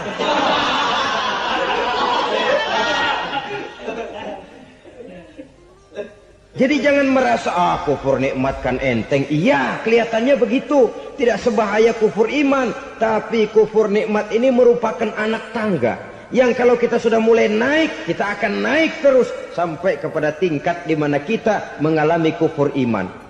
Kalau sudah ke sana, maka akhlak kita kepada Allah terkenalah erosi, terkena polusi, hancur akhlak kepada Allah, dan itulah sumber kesengsaraan abadi. Kalau cuma kita tidak berakhlak kepada manusia, barangkali resikonya cuma kehidupan di dunia ini. Mungkin juga ada kehidupan akhirat. Tapi kalau sudah tidak berakhlak kepada Allah, dunia akhirat kita rugi dan celaka.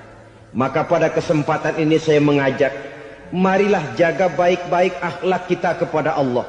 Satu kali kita bertauhid, sampai mati kita bertauhid. Satu kali la ilaha illallah, jangan tergelincir lagi kita keluar daripada kalimat itu. Satu kali kita bertuhankan Allah, jangan bertuhan yang lain selain daripada Allah. Jangan sekutukan Allah, jangan samakan Allah dengan sesuatu, jangan mengangkat yang lain sama agungnya dengan Allah. Sebab dengan demikian kita seolah-olah sudah mengotori akhlak kita kepada Allah Subhanahu wa ta'ala. Saudara hadirin yang saya hormati, jadi oleh karenanya akhlak kita kepada Allah merupakan basis daripada kehidupan beragama.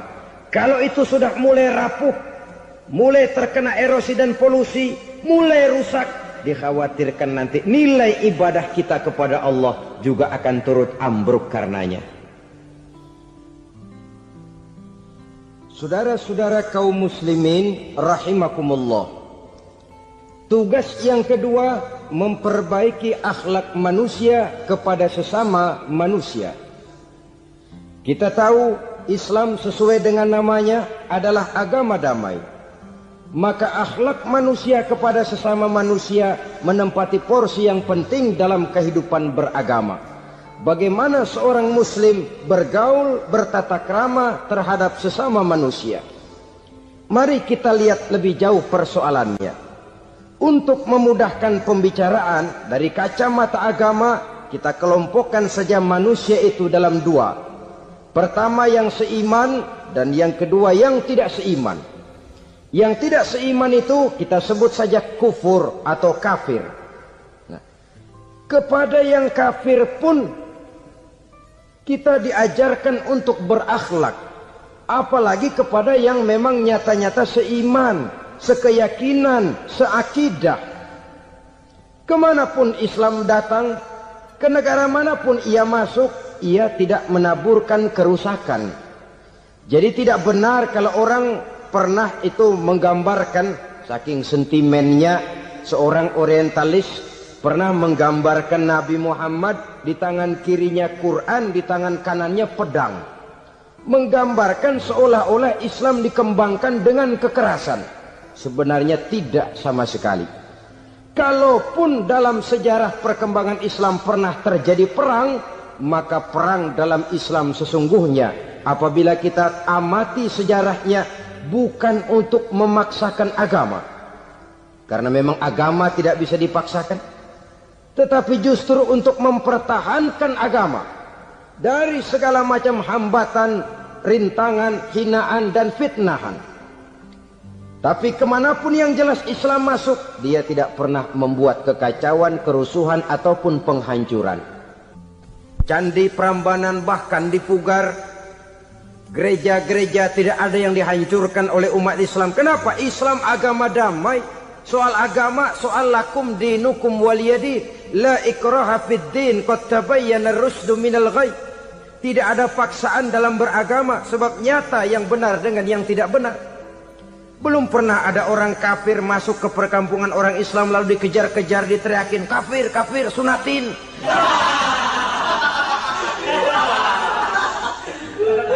Belum pernah. Kenapa? Islam menghormati orang lain agama. Nah, yang kafir ini macam-macam, saudara. Ada kafir harbi. Nah, ini kafir kerok. Ini kafir yang nyata-nyata memproklamirkan permusuhan kepada umat Islam. Nyata-nyata mengganggu ketenangan umat Islam. Kafir yang seperti ini yang boleh diperangi. Misalnya kita mau sembahyang Jumat dijagain. Nggak boleh sembahyang Jumat, getok palanya. Kafir harbi artinya tantangan perang datang dari mereka, bukan kita yang mulai. Mereka yang buka front. Prinsipnya umat Islam tidak boleh mencari-cari musuh, tapi pun tidak boleh lari kalau ketemu musuh. Musuh jangan dicari, ketemu jangan lari. Karena itu kesan seolah-olah umat Islam ini teroris, umat Islam ini destroyer, umat Islam ini sering menimbulkan keonaran, kerusakan.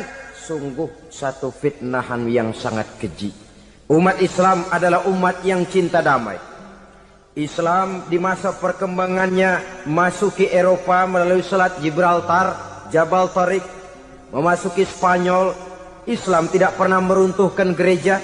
Islam tidak pernah membunuh orang-orang Nasrani. Bahkan Islam mewariskan peradaban dan kebudayaan yang begitu tinggi nilainya di bidang ilmu pengetahuan. Sampai ketika itu Barat banyak mengkaji ilmu pengetahuan dari dunia Islam. Buku-buku berbahasa Arab diterjemahkan ke bahasa Yunani, dipelajari oleh para cendekiawan di negeri Barat sana. Mereka mengambil manfaat yang banyak dari masuknya Islam ke Eropa. Sementara gereja tetap berdiri dengan megahnya. Kuil-kuil tempat peribadatan tidak satupun yang diusik-usik. Kenapa? Islam agama yang cinta damai. Asal dia tidak diganggu, asal kehormatannya tidak dihinakan. Jadi kafir harbi, kafir yang nyata-nyata nantang perang, ngajak berkelahi. Itu kafir yang nyari penyakit. Kafir harbi ini boleh diperangi dengan catatan mereka yang memang mulai. Yang kedua kafir zimmi. Kafir zimmi, kafir yang hidup di tengah mayoritas muslim, tapi mereka mau hidup dengan aman, damai, tenang. Mereka wajib dilindungi. Bahkan Nabi pernah memberikan satu jaminan, man azazimmiyan faqad azani. Siapa yang mengganggu orang kafir zimmi sama saja dengan mengganggu saya.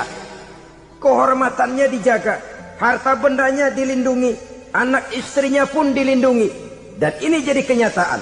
Saudara bisa lihat di negara-negara yang mayoritas penduduknya beragama Islam, orang-orang kafir di luar Islam hidup dengan tenang, aman, damai. Di Saudi Arabia, di luar tanah haram, di luar Mekah dan Madinah, banyak orang-orang kafir mencari nafkah. Mereka tenang, aman, dilindungi undang-undang. Begitu di Mesir, begitu di negara Indonesia yang berdasarkan Pancasila ini. Kehidupan beragama menimbulkan gairah, rukun, tenang, aman, damai, sepanjang tidak saling ganggu, tidak saling usik, menghargai orang yang sudah beragama. tidak menjadikan penganut suatu agama sebagai sasaran dari dakwah agama lainnya. Saudara-saudara kaum muslimin rahimakumullah. Jadi memang oleh Al-Quran kita dianjurkan asyidda 'alal kuffar ruhama bainahum. Tegas kepada orang kafir, kasih sayang kepada sesama muslim. Tapi tegas bukanlah berarti marah-marahan, bukan berarti musuh-musuhan, bukan ngajaki perang. Tegas dalam arti punya garis tentang kehidupan beragama, lakum dinukum waliyadin. Soal kehidupan sosial, mari kerjasama. Bangun jalan, ayo rame-rame. Siskamling, mari bebarengan. Bikin puskesmas, mari sama-sama. Tapi kalau sudah soal agama, itu tidak perlu ada toleransi agama. Yang perlu toleransi antar umat beragama. Kalau umatnya mau kerjasama silakan, tapi tidak menyangkut soal ibadah. Jangan kerjasama di bidang ibadah. Itu kerjasama yang salah pasang, saudara-saudara. Sehingga dengan demikian toleransi adalah menyangkut kehidupan antar umat beragama. Sedangkan agama sendiri punya kapling yang nyata. Sehingga dengan demikian tegas kepada orang kafir dalam arti kita punya satu kepribadian. Tidak ngambang. Enggak, lalu kalau ditanya orang, sebenarnya agama lu apa sih? Ah, gua mah gimana musimnya aja. Agama pakai musim kayak rambutan. Akhirnya ya begitu, musim-musiman. Ke masjid kelihatan, ke gereja hayo, ke candi nongol, ke apa? Bingung malaikat bagaimana nyatetnya nih bocah ini. Di mana aja ada. Kita punya satu kepribadian. Saya muslim dan garis saya ini, lakum dinukum waliyadin. Bagi Tuhan persilakan agama Tuhan, bagi kami agama kami. Kami hormati Tuhan, Tuhan hormat kepada kami. Tapi soal agama, kaplingnya jelas. Kerjasama, mari urusan muamalah, bidang sosial. Yuk kita siskamling sama-sama dengan orang lain agama. Mari jaga kerukunan, kesatuan, persatuan, kekompakan. Perbaiki jalan yang rusak, mari sama-sama. Mendandani jembatan yang runtuh, mari sama-sama. Tapi sembahyang, kaplingnya lain-lain. Sebab Nabi juga dulu pernah ditawarkan begitu loh sama kafir jahiliyah dulu, Quraisy itu. Sudah Muhammad, sekarang begini saja, kita join aja daripada marah-marahan. Hari ini saya oke, menyembah Tuhanmu Allah. Besok gantian kamu menyembah Tuhan kita, Latta, Uzza, Manat dan Hubal. Turun, qul ya ayyuhal kafirun la a'budu ma ta'budun. Soal ibadah kaplingnya jelas, tidak boleh dicampur adukkan. Sebab kalau tidak, kita akan mulai kehilangan identitas diri. Dan disitulah krisis kehidupan keyakinan beragama dimulai. Dari krisis identitas. Hujan gede kan mulainya gerimis dulu. Di mana-mana ya gerimis dulu. Gerimis makin lama makin gede. Kita akan mulai dengan kehilangan identitas diri. Dari sana nanti kita malu mengakui keislaman kita. Kalau orang Islam malu mengakui keislamannya, ini kan ironi, menyedihkan. Ngakui Islamnya saja malu, menonjolkan keislamannya malu. Tidak ada rasa bangga beragama. Padahal ini modal dasar. Hanyalah dengan rasa bangga beragama kita lalu konsekuen. Bangga yang tidak konsekuen. Wah, pokoknya kan gua kan Islam. Agama yang paling benar. Tapi hidupnya sendiri jauh dari tuntunan Islam. Itu bangga yang tidak beralasan. Bangga yang tidak perlu dibanggakan sebenarnya. Kebanggaan yang membuat kita konsekuen dan dekat dengan kehidupan beragama. Jadi dengan demikian saudara-saudara, kepada non-muslim kita juga harus berakhlak. Bukankah ini sudah dicontohkan oleh Rasul? Bagaimana beliau disambiti orang di Taif, yang menyambiti malah didoakan. Bagaimana Suraqah mau membunuh beliau, malah Suraqah didoakan. Bagaimana Abu Jahal dan Abu Lahab saking mangkalnya. Ini Abu Jahal pernah gali lubang di kamarnya sendiri, di depan tempat tidurnya. Setelah dia gali lubang, ditutupin pakai keraras korma. Lalu dia tarik selimut, belagak meriang. Dia pesan pesuruhnya, bilangin Muhammad encangnya meriang. Pamannya sakit, minta ditengokin. Nabi dengan segala husnuzonnya berangkat nengokin. Abu Jahal dari balik selimut ngintip. Ah, itu dia Muhammad, itu dia tuh. Dia tuh, masuk dah nih, masuk. Mulai dia jalan, seneng Abu Jahal. Ah, terus dah. Begitu ke pelosok, masuk ke lubang, gue pendem terus lalu. Memang niatnya mau mencelakakan Nabi. Sudah tinggal beberapa langkah lagi Nabi akan berjalan ke arah lubang itu. Malaikat Jibril ngasih tahu, Muhammad, Abu Jahal pamanmu cuma pura-pura sakit. Di depan tempat tidur itu ada lubang sudah dia gali untuk menjerumuskan kamu. Sudah balik pulang. Balik badan Nabi. Sudah hampir mau melangkah, kakinya malah muter pulang. Abu Jahal yang lihat Nabi sudah hampir jatuh nggak jadi, balik pulang. Lupa kalau lagi sakit. Udah Muhammad buruan sini. Ke pintu dia kejar. Dia lupa sama lubang yang dia gali. Begitu dia kejar, dia yang ke pelosok masuk ke dalamnya. Sejak saat itu ada pepatah, man hafara hufratan waqa'a fiha. Siapa yang suka nggali lubang, dia sendiri bakal terpelosok ke dalamnya. Jatuh dia ke lubang yang dia gali. Padahal ya paling banter 2 atau 3 meter paling dalam. Dari dalam lubang itu dia teriak-teriak, Muhammad, tolongin, pamanmu kecebur. Kasih tahu Muhammad, kasih tahu, datang lagi lah pesuruhnya. Muhammad, pamanmu Abu Jahal kecebur, minta tolong diangkatin. Sudah diulur tambang, habis sambung lagi, nggak bisa sampai. Masa iya, cuma kamu yang bisa nolong. Apa yang dilakukan Nabi? Balik mau nolongin. Akhlak. Kita kalau ada orang gali lubang buat nyeburin kita, dia sendiri yang kecebur. Gorok gua kagak lemin loh. Mati sekalian dah. Nabi mah enggak, balik nolongin tuh Abu Jahal. Kenapa paman kecebur? Iya Muhammad, tolong, tambang udah diulur-ulur, sambung-sambung nggak sampai. Aduh kasihan paman, nih pegang tangan saya. Nabi cuma ulurin tangan, nyampe dipegang oleh Abu Jahal. Diangkat ke atas. Nyampe atas, apa kata Abu Jahal? Tambang bergulung-gulung nggak nyampe, kamu cuma pakai tangan doang kok bisa Muhammad, hebat banget sihirmu. Mukjizat dia bilang sihir, udah ditolongin nyelak lagi, kan yang enak kita injak palanya.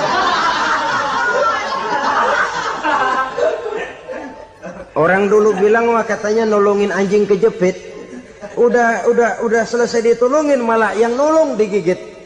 Saudara hadirin yang saya hormati, kepada orang-orang kafir kita harus berakhlak, menghormati mereka, tidak memaksakan satu keyakinan dalam batas-batas yang ditolerir oleh agama, yaitu pada masalah-masalah sosial dan muamalah.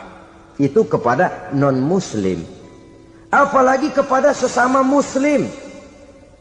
Baik akhlak kepada orang tua, akhlak kepada guru, akhlak kepada jiran atau tetangga, itu semua termasuk dalam akhlak kepada sesama manusia. Akhlak kita kepada orang tua, kadang-kadang kita orang timur ini ketularan orang barat. Engkongnya dianggap CS. Salaman main kedet aja, halo kong. Engkongnya behalo dibengong. Saudara-saudara kaum muslimin rahimakumullah, akhlak yang tua kepada yang muda, akhlak yang muda kepada yang tua, kepada jiran dan tetangga, kepada sanak famili dan handai tolan, pendeknya kepada sesama muslim. Tetangga ada haknya, ada hak tetangga yang kalau kita berakhlak itu harus dipenuhi. Contoh kecil, kalau saya beli radio,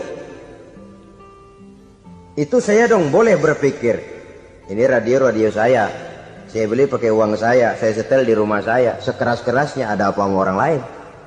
Radio gua, yang beli gua pakai duit gua, gue setel di rumah gue, ada urusan apa sama orang lain? Itu kalau menurut saya. Tapi tetangga sebelah saya kan bisa juga ngomong begitu. Mata gue, yang ngantuk gue tidur di rumah gue, kenapa suara radio lu masuk kemari? Ketika itulah lalu kebebasan saya nyetel radio dibatasi oleh kebebasan tetangga saya yang mau tidur. Ini sudah akhlak namanya. Umpamanya lagi ada Nabi ajarkan, iza tobakhta maraqatan fa'akthir ma'aha wa ta'ahad jiranaka. Kalau kamu masak sayur, banyakin kuahnya, bagiin tetangga kamu. Bukan bagiannya itu yang jadi soal, tapi akhlak kepada tetangga. Udah tahu tetangganya kelaparan, diseksa, goreng ikan asin, se-RW baunya ngayap, kembang kempis orang nungguin. Saudara hadirin ma'asyiral muslimin rahimakumullah. Jadi dengan demikian, kalau sudah kembali kepada orang-orang yang nilai imannya sama dengan kita, apapun organisasinya, apapun baju yang mereka pakai, kaos yang mereka pakai, jaket yang mereka pakai, kalau sudah seakidah, seiman, jaga akhlak kita. Pendapat boleh berbeda, kaos boleh tidak sama, jaket boleh beraneka warna, bendera boleh beragam-ragam, tapi ukhuwah Islamiyah ini utamakan. Adalah lebih baik mencari persamaan dalam kehidupan dan bukan memperbesar perbedaan. Hanyalah dengan mengembangkan nilai-nilai akhlak semacam ini, toleransi tidak hanya diperlukan kepada yang non-muslim, kepada sesama muslim pun toleransi. Artinya apa? Jangan memponis amalan orang lain. Yang usoli, yang tidak usoli, berjalanlah menurut keyakinannya masing-masing. Jangan lalu memponis, itu namanya nggak toleransi. Kamu nggak pakai usoli ya? Enggak. Brengsek. Kamu pakai usoli ya? Iya. Bidah. Lah dua-duanya kagak yang benar. Kalau yang sembahyang kagak benar, bagaimana yang kagak sembahyang? Apa itu yang benar? Toleransi, setuju dengan perbedaan pendapat, jangan memponis amalan orang lain. Karena kita hanya beramal, hak menerima adalah Allah Subhanahu wa ta'ala. Jangan sebentar-bentar mencap bidah, dolalah, finnar, neraka. Kayaknya neraka kapling orang tuanya kali. Gampang bener masukin orang ke neraka. Kita kadang-kadang bisa toleransi dengan orang luar, tapi kepada sesama muslim toleransi tidak sanggup kita adakan. Mengklaim merasa kita yang benar, orang lain salah semua, itu tidak toleransi namanya. Mentang-mentang jadi ustadz, nih satu-satunya ustadz di sini ya, semuanya mesti ngaji kemari. Kalau nggak ngaji kemari, Islamnya kurang tapi benar. Toleransi, saudara-saudara kaum muslimin rahimakumullah, lapang dada menghargai orang yang berbeda pendapat, apalagi kalau perbedaan pendapat itu menyangkut hal-hal yang tidak prinsipil, menyangkut hal-hal yang sekunder dalam kehidupan beragama, menyangkut masalah-masalah yang dalam bahasa fikih disebut soal-soal furu'iyah. Tidak usah menyebabkan kita bersih tegang. Kepala sama hitam, pendapat boleh berbeda dan halal. Bahkan Nabi mengatakan, ikhtilafu ummati rahmatun. Perbedaan pendapat di kalangan umatku bahkan menjadi rahmah. Sepanjang perbedaan pendapat itu diiringi dengan rasa toleransi. Tapi kalau sudah main baku hantam, main klaim, memponis orang lain, akhirnya timbullah keretakan. Jangan heran kadang-kadang satu masjid dua kelir. Ya soal kelir boleh kelar-kelir, boleh kelar-kelir, tapi kalau harus terlalu mencolok menyebabkan timbulnya keretakan, saya kira yang akan turun bukan lagi rahmah tapi bala. Bala akan menimpa kita, jatuh kita menjadi umat yang lemah. Oleh karena di antara kita sendiri, sesama kita tidak pandai bertoleransi, tidak lapang dada. Ada anak muda kelihatannya mau majuan dikit, yang tua curiga. Nih kalau dia maju pasaran gua bangkrut dong nih. Lalu ditekan tuh anak ditekan melejit. Kadang-kadang yang tua maksudnya baik, mau memelihara, yang muda salah terima. Kan tua kejemur. Dari dulu sampai sekarang gitu-gitu doang. Anak kemajuannya. Padahal yang tua barangkali maksudnya juga baik, mau memelihara. Sebenarnya kalau kita bisa mencoba mencari titik temu dengan alur komunikasi, tidak merasa diri yang paling benar, tapi toleransi, boyak menerima pendapat orang lain, setidaknya mau mendengar omongan orang. Yang susah kalau udah kena penyakit nggak mau ngerti omongan orang, nggak mau nerima pendapat orang. Kodok di kolong tempayan, cukeng kayu asem, asal ijo udah ijo aja ijo dah. Nggak ngerti omongan orang, yang kayak begini yang orang jadi kesandung. Oleh karena itu saudara-saudara, alangkah nikmatnya kehidupan ini apabila kita menyadari kita ini ummatan wahidah, satu umat yang satu, yang diikat dengan akidah. Kalau kepada yang non muslim saja kita diajarkan untuk berakhlak, apatah lagi kepada yang seiman, seakidah, sekeyakinan. Wajarkah perbedaan pendapat yang kecil-kecil lalu menyebabkan kita bertolak belakang, cerai-berai, centang perenang? Bila bertemu di jalan yang satu menyisih ke kiri, yang lain menyingkir ke kanan. Kalaupun juga bercampur di tengah kumpulan orang banyak, persis air dengan minyak. Yang atu melengos, yang atu madep mojok. Orang lain senyum, dia mau pada manyun. Saudara-saudara kaum muslimin rahimakumullah, realita ini walaupun tidak enak, pahit, tapi masih hidup di sebagian masyarakat kita. Ini yang perlu kita atasi. Soal toleransi kepada orang lain, sejarah sudah membuktikan. Mari kita jangan cuma bisa mengajak orang lain, umat lain untuk bertoleransi dengan kita, tapi kepada sesama kita. Toleransi ini perlu kita tegakkan, perlu kita bina. Terutama di dalam kita menuju bentuk ideal daripada konsep ukhuwah Islamiyah ini, yang memang selalu kita akan cari bentuk-bentuk idealnya sejalan dengan perkembangan situasi dan kondisi yang dihadapi oleh umat.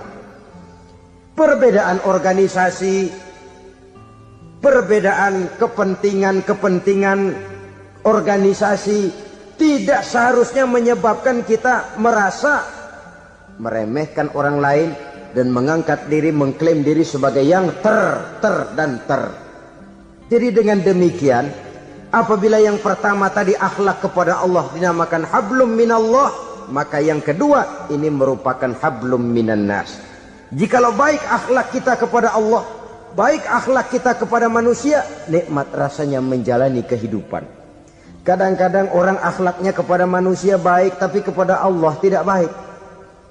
Hormat sama yang tua, menyayangi yang muda, sama tetangga rukun, tapi sama Tuhan nggak mau sujud. Ini baik kepada manusia, tapi tidak berakhlak kepada Allah. Atau sebaliknya, sujudnya sama Allah mah tekun, bener, khusyuk, bahasanya juga fasih, luar biasa. Tapi sama manusia sombong, takabur, ujub, merasanya dia doang yang paling benar. Sebab iblis itu ya, itu kadang-kadang datang lewat hati, dan memang selalu markasnya di situ. Kalau dia tidak bisa menggoda kita dengan yang lain, dia tumbuhkan sifat ujub. Dia bisikin, wah memang di kampung ini yang paling banyak ibadahnya ente, yang lain mana, lihat tuh kerocok semua. Lalu di hati orang itu tertanam sifat iya ya. Nah, tatkala iya ya, dia sudah terkena serangan iblis. Akhirnya apa? Orang lain diremehin. Asalnya kagak mau sembahyang aja diajak salaman udah najis aja dah. Ketemu juga mukanya ditekuk 4. Akhirnya bukan ngajak malah ngenyek, ngina.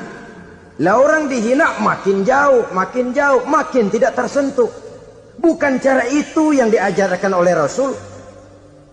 Bahwa orang tidak mau sholat, tugas kita mengajak. Soal dia tidak sholat, itu dosa dia kepada Allah. Saudara-saudara kaum muslimin, ujub disuntikkan oleh iblis ke dalam hati kita.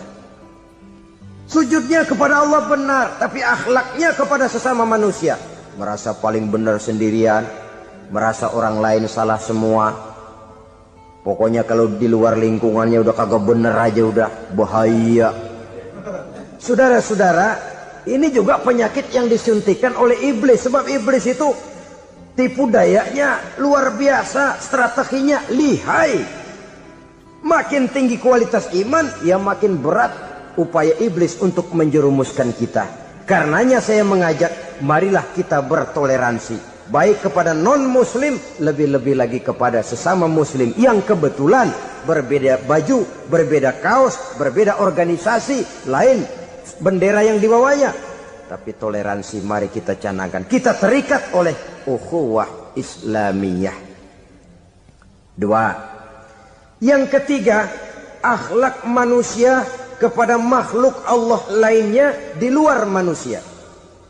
Saudara-saudara, dengan berakhlak kepada Allah, berakhlak kepada sesama manusia, berakhlak kepada makhluk Allah di luar manusia, baik flora maupun fauna, maka mudah-mudahan akan terciptalah satu ekosistem, satu lingkungan hidup yang membuat kita nikmat menjalani kehidupan ini. Inilah saja yang kita bicarakan pada pertemuan kali ini. Marilah kita membina nilai-nilai akhlak walaupun berat tantangannya. Sungguh lebih baik rakyat rendah yang berakhlak tinggi daripada pejabat tinggi yang berakhlak rendah. Karena nilai manusia pada akhirnya ditentukan oleh akhlaknya itu. Usikum wa nafsi bitaqwallah. Wassalamualaikum warahmatullahi